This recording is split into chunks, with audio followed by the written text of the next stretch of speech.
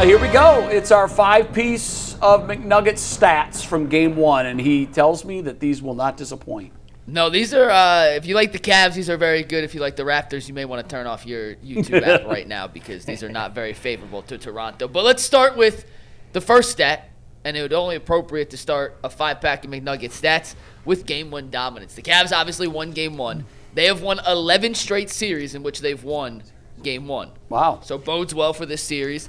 And how about Donovan Mitchell in Game 1? He has now scored 30 or more points in 9 consecutive series Game 1s. That is an NBA record. Wow. Second most ever. History of the league. A guy you may have heard of, Michael Jordan, who did it 7 times, 2 different times in his NBA career. No one's ever done 8. Donovan now holds the record at number 9, 30 or more points in 9 consecutive series Game 1s. That is very impressive. He's going to need to do it 4 more times if they want to win the championship. What I wonder, LeBron never did that, huh? Not more than 7 times, and certainly not 9 times. Yeah. That's crazy. That's jarring because think about the big stage and doing it over and over again. I mean, Kobe. Yeah. There's some great Durant. There's some great scorers in this league, man. I wonder. You probably don't know at what point in Jordan's career he did that. Because I would have guessed for sure he would have done it in the early years. Because in the early Bulls years, when he was with the Bulls, before they made playoff runs, he was scoring 70 points, 45 points. He was doing too much, which is why they really weren't advancing. Man. It was when he realized and got the help around him that they could win with him scoring 25, 30 points that they won championships. I was in the YouTube time machine. I went through 91. They got this thing called GOAT seasons, right? Yeah. Where they play basically highlights for an entire season. These things is like 2 hours. Was that their 71 win season? Man, Jordan had 3 or 4 of them. Jordan was like, this is a 91 GOAT season. Then they had the 92. Now, mind you, only great players usually have one of them seasons. Like LeBron had 3 of them, but Jordan. Right. But the thing with what really gets me is Jordan, like you said, he was doing them off mid-range jumpers, Jay. I know he was. No threes. He just wouldn't miss. No threes, just mid-range jumpers. Yep. It's crazy to me how he put that amount of points up, working in a completely different fashion than what it is, how people get their points today with 3-point shots and layups and dunks. He was just doing it with mid-range game. But that's very impressive because I would have thought LeBron or KD or somebody else had more than that for the Donovan Mitchell. Nope. It is number 1 Don. All right, stat number 2.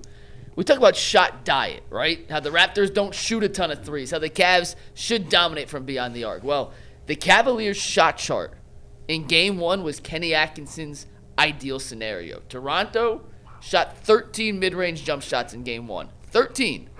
The Cavs shot 0. That's insane. Every single shot the Cavs took in Game 1 was either in the paint or from beyond the arc. That sums up the game, doesn't it? Sure does. Yep. Yeah, I don't have any deep statistical analysis, but every time that Jared Allen gets a dunk running down the lane like he did, the Cavs are going to win that game. Yeah, you're right. That's just how it's going to go. Because you're getting alpha. Yeah.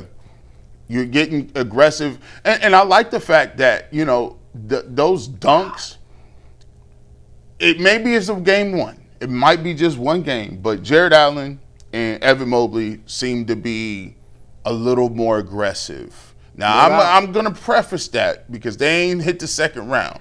And they can't seem to stay at that volume for long. Yeah, but if everything to the rim is a dunk. Yeah. But that's the James Harden factor.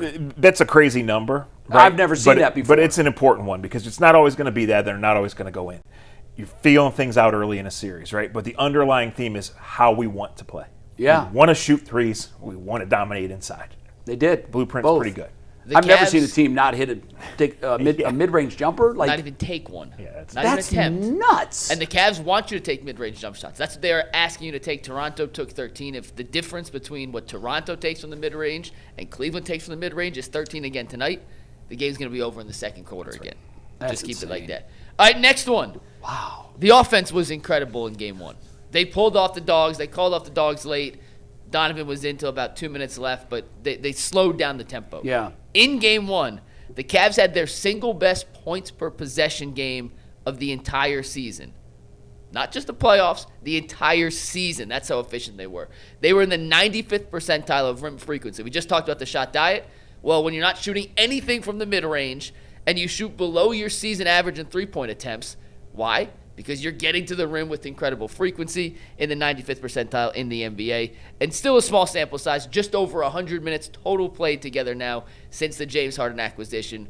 But in that small sample size, the Mitchell, Harden, Mobley, Allen combo, with whoever else is the fifth person on the court, continues to be elite. You can look at any metric you want, offensive rating, net rating, defensive rating, shot profile, shot quality. They are in the top level of where you want them to be. Small sample size. Is that more them small. or Toronto? No, I'm saying this is not just yesterday. No, I know, but like what we saw in Game 1. I had no idea what Toronto did defensively. It made no sense to me how they decided to and I don't think they knew, other than that everything they tried didn't work. And Cleveland made a lot of shots, which gets us to the next stat. Because, Jay, this is quickly before you move off that, Mike, I think that is exactly what we want to see. We've said the regular season means nothing. Donovan said, don't pat us on the back for anything we do in the regular season. We don't deserve it. Judge us on game 83 and beyond.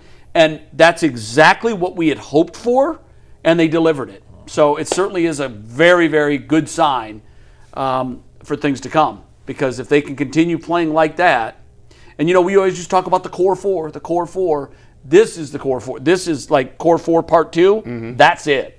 That's what it should look like. I'm much more confident that James Harden can give you what he needs to do in terms of being able to carry a scoring load and control. And more than that, control the tempo. Like, I was impressed the way he controlled the tempo in this game, and it looked like he was never rushed. It looked like he was never flustered. He was always going at his own pace.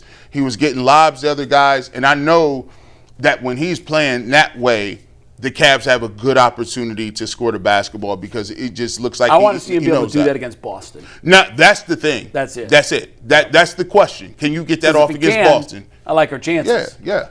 All right, this next one's one of the more fun stats I've come across in a long time, and this is from ESPN, so shout out to ESPN because I have no idea how they track this. I know how they track it, but they have way more analytic people that can resources, sir. In Game 1, the Cavaliers shot 10 of 12 off direct passes from James Harden. He made 12 passes in the game that led to a shot attempt. They made 10 of them. It's the highest field goal percentage off James Harden passes in a playoff game since Game 6 of the 2022 first round when his Philadelphia 76ers beat the Toronto Raptors, ironically. As a team, off direct passes, the Cavs shot 24 of 35 from the floor. That's 68.8%. They were 10 of 18 from 3, and they scored 58 points off direct passes. Toronto was slow in rotation. The Cavaliers shot the ball extremely well. And to me, that screams, Toronto, what was your defensive scheme to where you're allowing so many of these open looks from beyond the arc? And if it wasn't from beyond the arc, they were little dump-offs for dunks. Evan Mobley on the season, G, led the NBA in dunks. Not sure you knew that little nugget. Oh, I do. Yeah, I knew that. He actually, to be truthful, him and Jared Allen lead the league in dunks, I think, since like 2022 or something, both of them. Now, if they're going to get them dunks, we'll take them. The problem that I like Jay said, this is cool against Toronto. Toronto just don't got enough. They just don't, just be clear, they don't have enough scoring. They don't have enough defenders that can deal with all of these guys in different skill sets. They don't have the rim protection that'll be able to stop Evan Mobley or Jared Allen on the pick and rolls. They don't have nobody to guard Donovan Mitchell and James Harden. They just don't have enough. Now, the thing for the Cavs is what happens when you do play teams with good long length, when you got guys like Vucic or you got guys like Tatum or Brown, and they can, Pritchard is going to give you some pressure offensively. Because here's the thing, too. Offensively, you could put pressure on a team by saying, okay, well, you guys can score, but we can score too. So that puts pressure on you that you not only still have to figure out a way to stop us, but you also have to be putting the ball in the rim. And the thing with the Cavs is sometimes they let their defensive intensity slip a little bit when they're not hitting threes. What happens to the Cavs when they don't hit shots? Where can you get your points from? And I think sometimes they let it slip a little bit. But right now, I just don't think the Raptors got enough. They don't have enough to really press them like that. I also feel like, Mike, and I think you're leaning this way too, but it's almost like they didn't have a game plan and they didn't have a clipboard to change things when whatever their original plan was, and I don't know what that was, but when it was clear that it wasn't working, you used the phrase, it was like they were just throwing things out there. I literally felt like it was being coached by me. Brandon Ingram said we needed to get answers to how Cleveland was going to operate. Now we have those answers. We'll adjust. So we'll see tonight. They can also make in-game adjustments, and they did not. I hate that. We'll see tonight. I hate that McNuggets about you basketball dudes. Y'all will concede a whole game. How you concede a game? I know, I gotta figure out. Yeah, but do geez, not put great that on teams me. don't. Great teams you don't. can't Don't adjust. put it on him. Hey, don't put it on McNuggets. Hey, Look, here's the reality. nothing to do What's with it. Brandon Ingram supposed to say? Boy, we're screwed. Yeah. That's Kinda, yeah. We have a BS machine that we have on the show. I had to try really hard not to cuss right That's there. what he said, but when you run it through the BS translator, that's exactly what he meant. we just One trying to last see what stat. they had. One last stat. We got you now. Yeah, we got you. We all on We you. know Bull and Dean Wade are best of friends, and he is the leader of the Vanilla Dean Wade Wolf. support club. He was very against Dean Wade starting. In game one, Dean Wade had a game-high plus 20. Oh, you knew he was coming with this. He Go ahead, also, McNuggets. according to NBA tracking data, Brandon Ingram scored 17 points. He made 5 shots. Only 2 of the 17 points, 7 did come from the free throw line. So 2 of the 10 points he scored on field goals happened. He scored 2 with Wade as the primary defender. He did a good job as anybody. Well, that's in why terms he's of in there. guarding Brandon Ingram, which is why when we talked about this particular matchup, who should start? I still think it's Dean Wade. And in Do game you one, think it's going to be? it proved dividends. Do you think it's Dean Wade in the second round? Whomever we play. Depends on who they play. What if it's Orlando? Orlando, Dean Wade's a better fit than it is against Detroit. Yeah, I think you're right. I don't think he starts I against still Detroit. think it's going to be Detroit, but do? It's certainly compelling. I do too. I series. still think it's Detroit. Yeah. Do you really? Wow, I don't. I think it goes 7.